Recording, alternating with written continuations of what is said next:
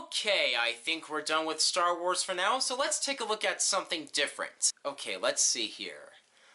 Okay, let's see. Oh, Bayonetta! You know, I've heard a lot of good things about the game and the people that made it, so let's give it a whirl.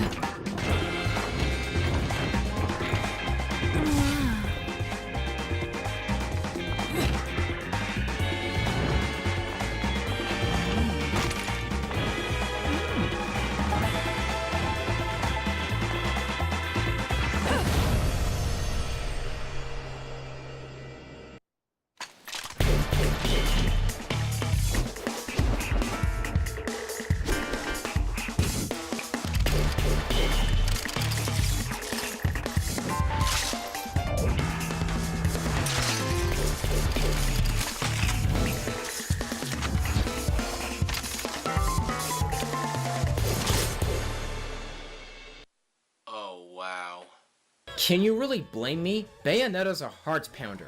Just look at this. She has got to be one of the most badass video game characters I've ever seen. Not to mention very fucking sexy. Now before some of you start saying that her appearance is sexist, let me show you the person who designed her.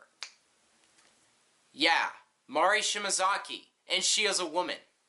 So, yeah, who's being the real sexist here? Me or you? So there's really nothing much in terms of story, so it's hard to give out a brief synopsis of this game. So take this into consideration. This is not meant to be taken seriously at all. It's over the top, sexualized, and just a lot of fun. And hey, what else are you gonna know about Bayonetta as a character? She's spunky, flirty, nonchalant, and very outgoing. But aside from that, what else? Well, I can say her backstory is pretty good. She is born under a Lumen Sage and an Umbra Witch, but it turns out those relationships are forbidden and cause their respective clans to start a war.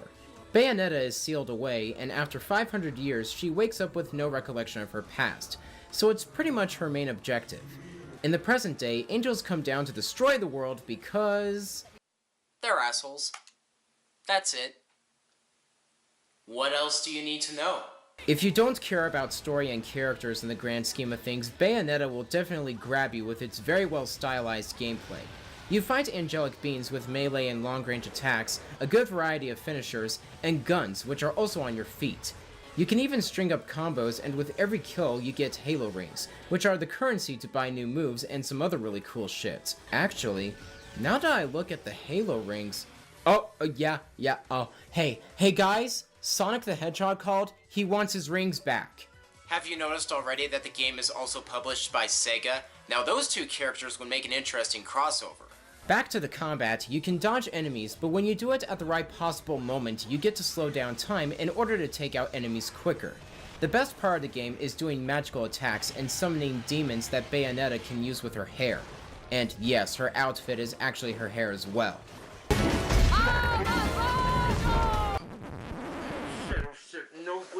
Nosebleed.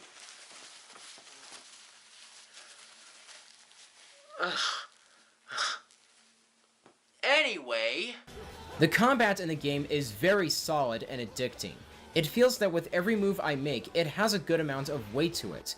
You can upgrade to different weapons when you collect these records and take them over to Rodin. The best one is definitely the katana. That's the weapon I tend to use the most since you can rack up the most combos.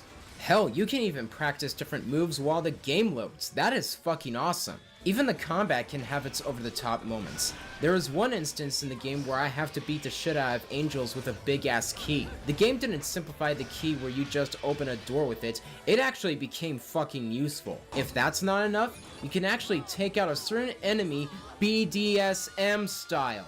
This game just embraces its insanity. Every once in a while you get to do quick time events, which I don't see the purpose of. There can be a time when I'm not ready to do something while the fight transitions into something else. This is very early into the time where some games have to do QTEs, and there isn't a great amount of it, so it is nice that the game lets me control the character through the majority of it. There is also a lock-on feature which is common in most third-person action games. With every blow you deal to enemies, you rack up points and get rewarded medals depending on your performance. On top of that, at the end of each chapter in the game, you get a trophy which can range from stone to pure platinum. Attempting to get the latter in each chapter just makes this game very replayable before or after you finish the campaign. There is just a lot to get into. Just look at my time here, I mean fuck. The boss battles really caught my eye. They are big, epic, dynamic, and beautifully crafted. Definitely some of the best I've played. But wait! The fun of the game doesn't end there!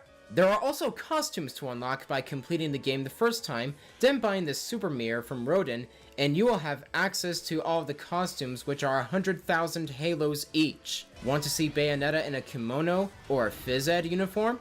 There you have it, as if my nose wasn't bleeding enough already.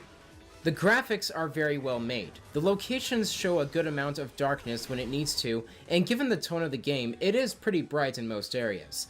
The designs of the characters are top-notch, Bayonetta especially. The enemy designs are really creative, and there are a good variety of them.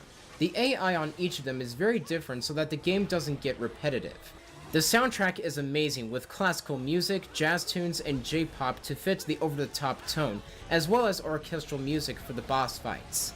Each music piece is catchy and fits into the situation you are in.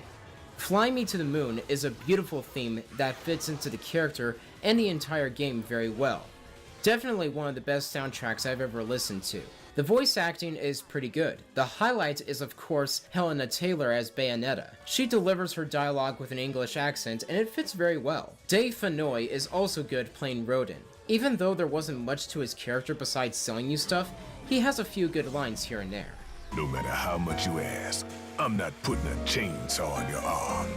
So what do you want?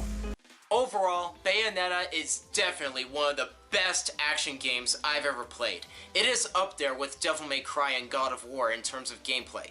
The story may not be anything special, but like I said, it's not meant to be taken seriously. The stylized gameplay mechanics, the replay value, the unlockables, the impressive visuals, and great sound design are definitely worth picking up and have fun with. So if you like what you see, feel free to comment below, share this video around, and please subscribe to my channel for more to come. Anyways, this is JustInTime saying have a good one and live strong.